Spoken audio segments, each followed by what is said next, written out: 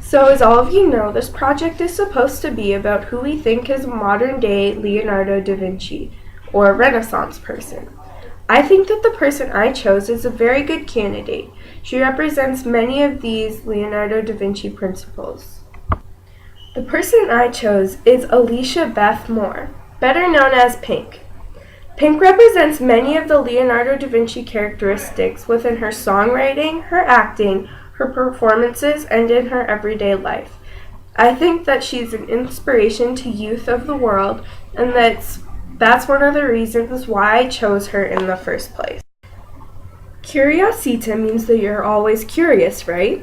Well, Pink shows this all the time by exploring new kinds of music and setting her own trends. She doesn't care what other people think about her. She lives her life to the fullest because she doesn't want to wonder. She wants to experience things. Dimostrazione means to learn from your mistakes, and that's exactly what Pink does. She learns from her mistakes. If you think about it, she has made and performed a ton of songs, music videos, concerts, and tours.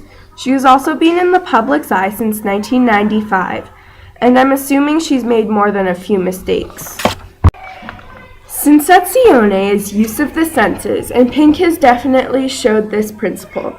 She definitely uses her sense of hearing by listening to her recordings before she puts them on her album, the sense of sight to watch her music videos before she releases them, and the sense of touch or feel within her dancing and acting. Sfumato means to be okay with not knowing, does it not?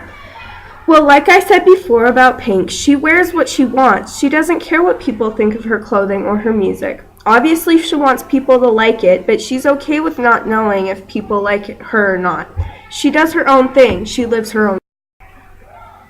Arte Scienza is a balance of whole brain thinking, being able to switch from doing science to playing music, then to doing math. This is one of the hardest categories, but I am pretty convinced that this category is one of the most used categories in Pink's books. Not only does Pink have to balance the stress and tasks of being a normal human being, but she also has to balance the tasks of performing, writing songs, acting, being a wife, and being a full-time mom. So if you don't think she works using her whole brain or multitasks, I think you're crazy. Connessione is just being amazed and interested with life, and I think Pink has a great take on this concept. She has always showed her fascination through music. If she wasn't so fascinated with her life and her life experiences, she wouldn't really have much to write her songs about now, would she?